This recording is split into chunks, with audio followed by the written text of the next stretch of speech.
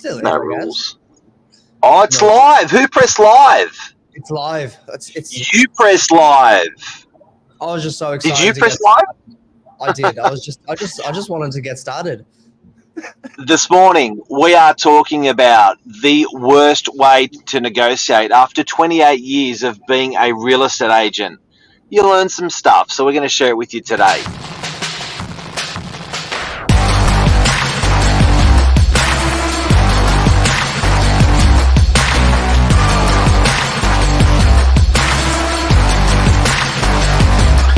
I'm the ringleader, so listen up.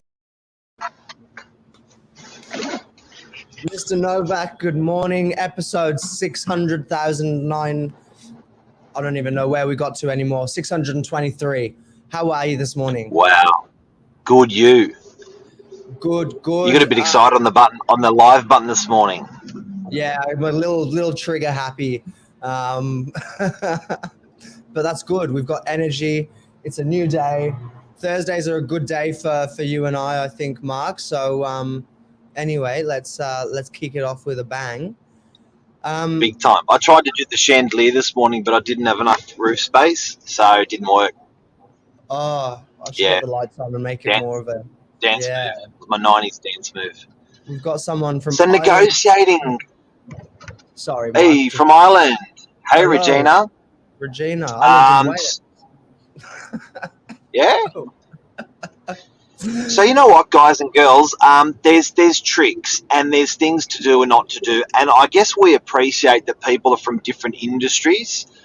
People are from, you may be a painter and you don't negotiate much in your life. You may be a economist and there's not much negotiation going on in your life. So we thought today we would share about just very simply things you should not do in a negotiation, which will make it a little bit easier for you, which will hopefully get you a better price for whatever you're buying.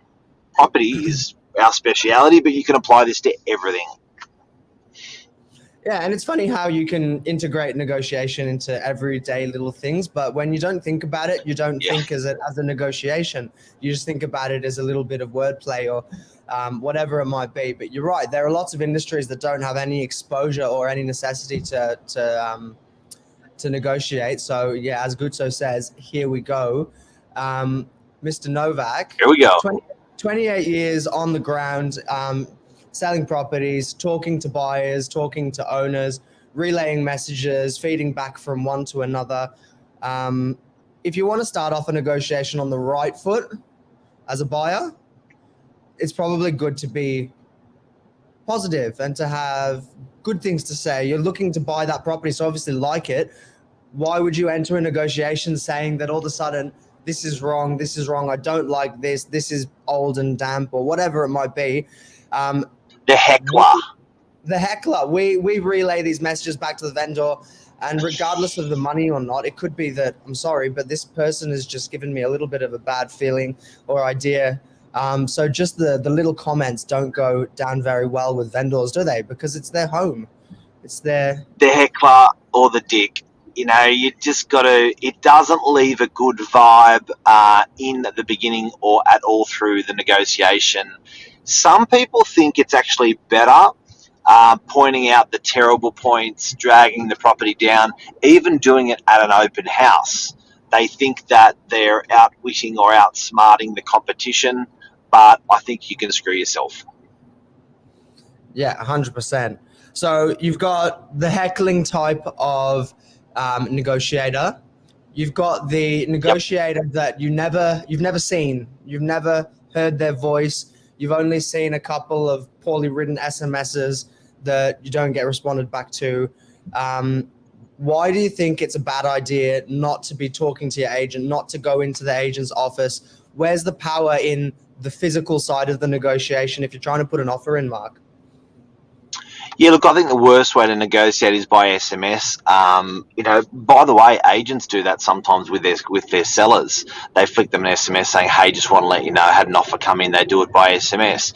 You do not terminate an employment by SMS. You do not start a relationship or finish a relationship on SMS. You do not do a negotiation on SMS.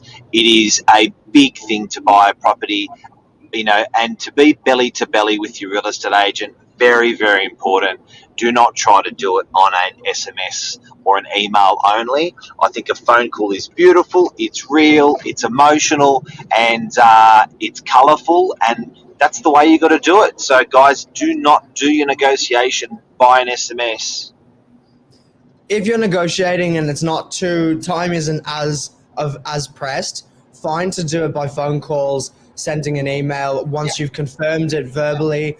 But if your time is pressed against you, if you're trying to secure something prior to auction, what would you say is a more effective, more powerful move than phoning up the agent?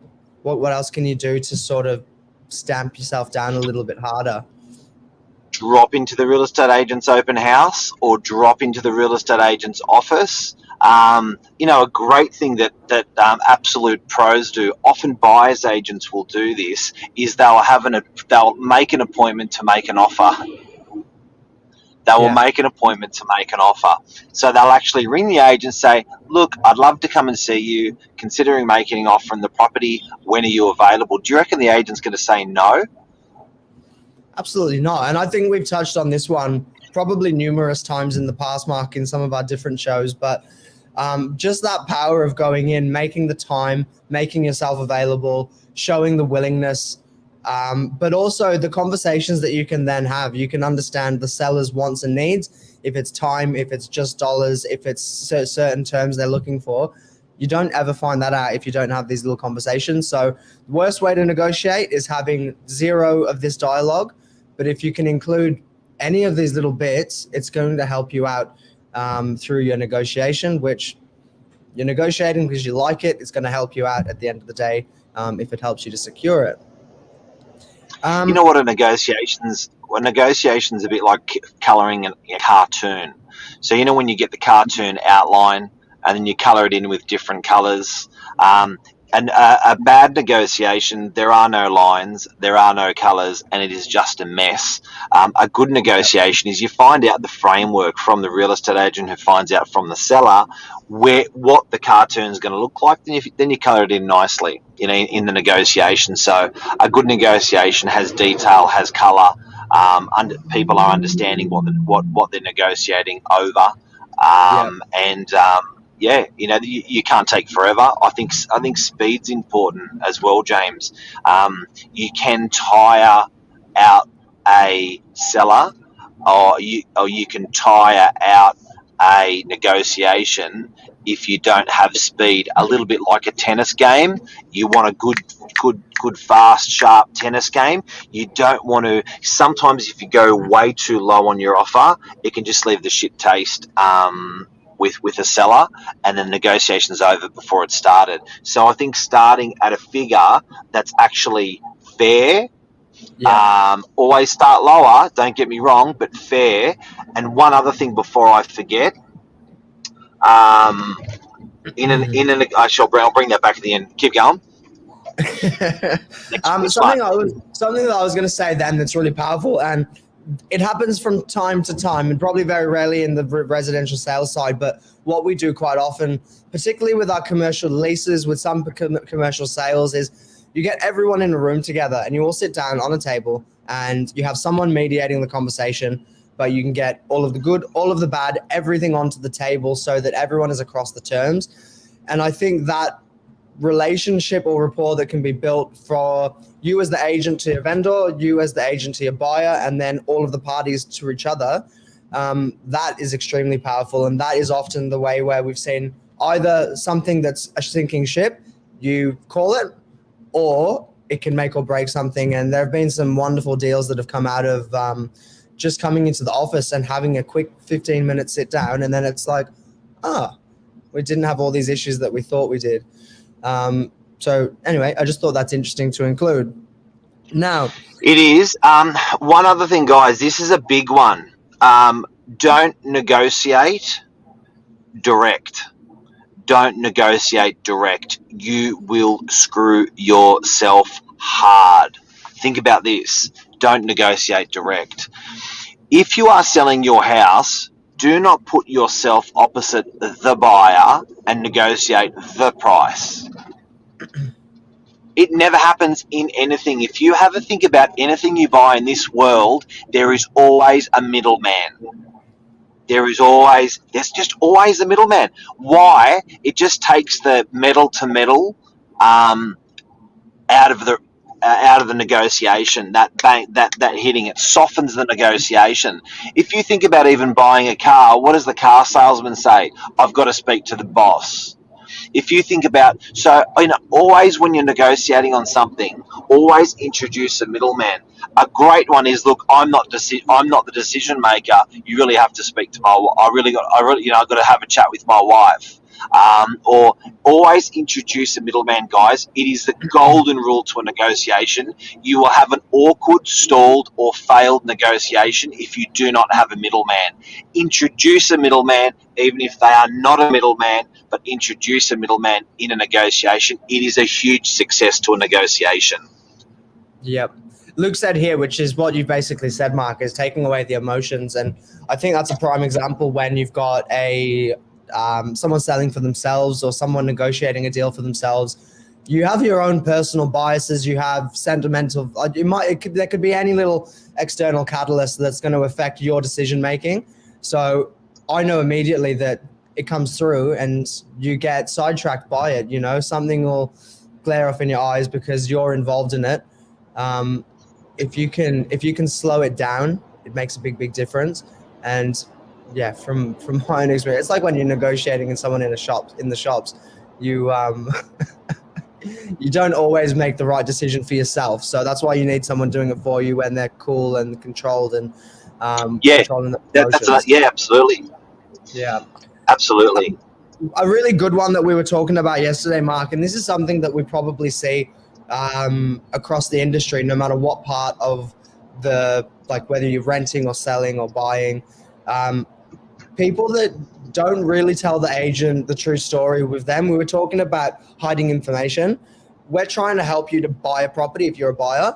And if you tell us you've got a budget of $900,000, say, we're going to put you in our system. We're going to send you information for properties up to that $900 mark.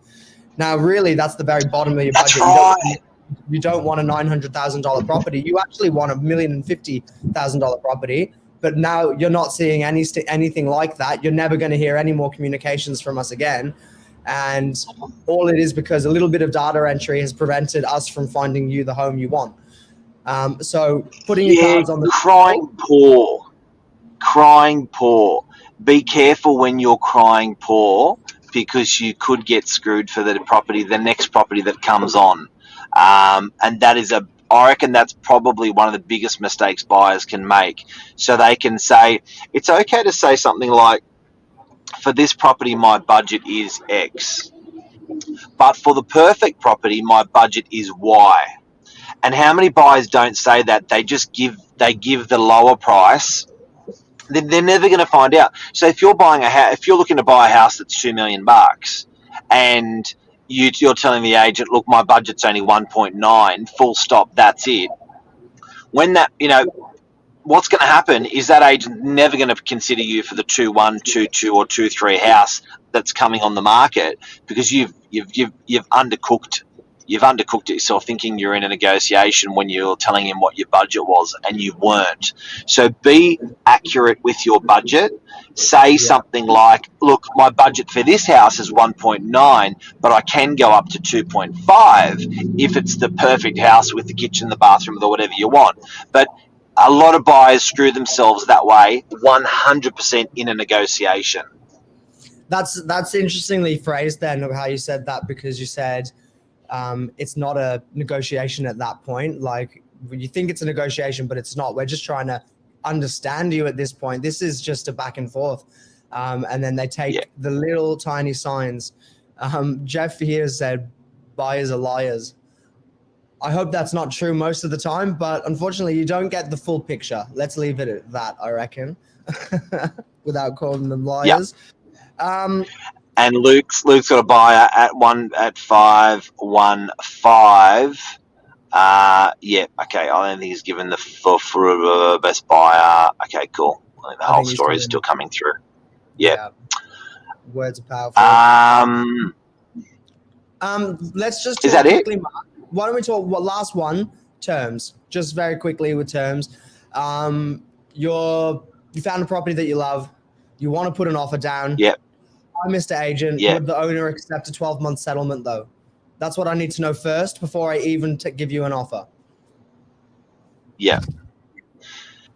So how many people don't understand the whole negotiation? Well, a lot of people think when they think negotiation, they think dollars, and potentially in some deals that is 10%. That is a very small part of the deal. So I think you've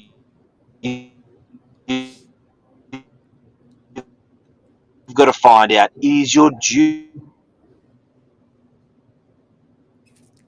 when you go into you want to know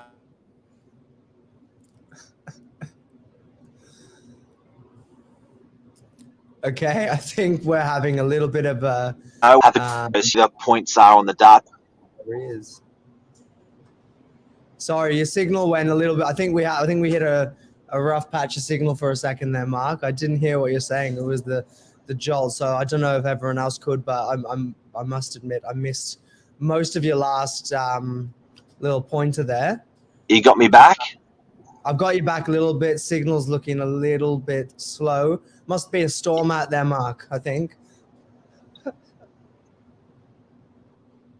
Yeah. You got me now? I got you now. I can hear you.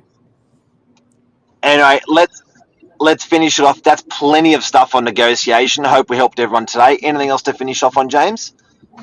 No, look, I think, again, if you need help to negotiate on a property, we're here to help you to do that. That's part of what we're trying to do, whether it's a property we're selling or not. If you need help, call us, because this is what we do every single day.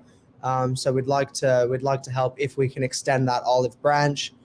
Aside from that, have a great day, everybody.